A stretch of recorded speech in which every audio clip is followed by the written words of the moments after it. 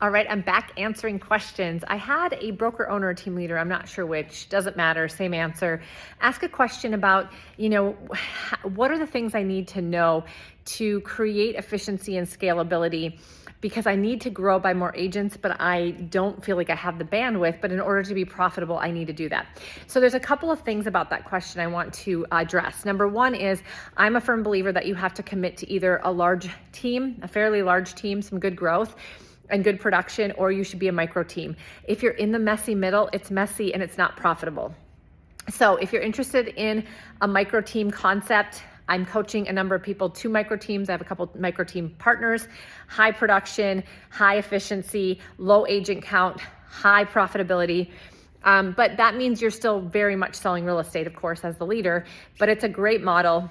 So if you're not doing that one, you need to get through the messy middle into higher production and higher agent count. To get to the higher production, you got to push yourself through that, but that does mean more people selling more real estate to make sure that you are profitable. So you have to have scalability, you have to have efficiency. So the thing is that you have to be clear on what that number of transactions is to be profitable. You have to be very conservative on the number of transactions per agent realistically, and then how many agents do you have to grow by. So you have to know that number, you have to make that a goal, and then you have to figure out, okay, what are the top 3 things that are creating so much work for me already that I'm worried about is going to increase when I increase my agent count. Those are the first places that you need to start optimizing, simplifying usually, and making more efficient. But the number one tip I would give you is, you got to get the people connected together, helping each other. It can't all be on you. If you're doing everything, you're not raising your leadership lid. So the first thing is, you got to get them in different ways of communication where they can learn from each other, or when you're helping someone with a question or a challenge, everybody can learn vicariously through that conversation, whether they need it to or not, because they're going to run up against it in the future. Instead of having to do this every single time, you can do it more efficiently and simply through a group chat type messaging system. And there are a whole bunch of them out there. DM me if you want my suggestions. The other thing is you've got to get people in tribes and groups, small groups of the whole group. And usually people will attract to each other that have things in common.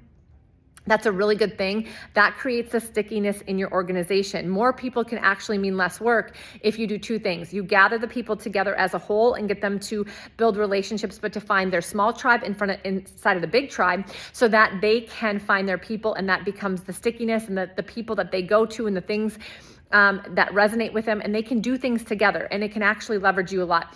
The second thing is, you've got to raise up leaders. If you're going to have a large team, you've got to have some leadership team underneath of you, and it doesn't have to be official. Depending upon the brokerage you're in, the model, if you own your own brokerage, the team structure, you just got to figure out some sort of model or structure where you can have some people that are actually raising up a little bit in their leadership, that have an opportunity to pour into others. So then you pour into 3, 4, or 5 people, and then they each have their 3, 4, or 5 people that they pour into.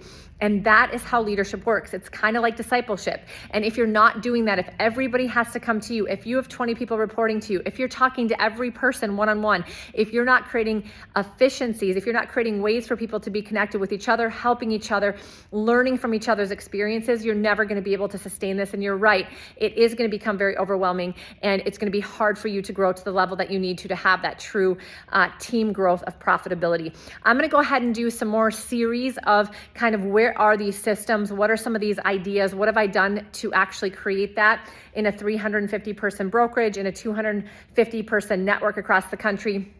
So stay tuned for that, but keep the questions coming. And if you know a broker owner or a team leader who could use this information, make sure you tell them about my TikTok. See you soon.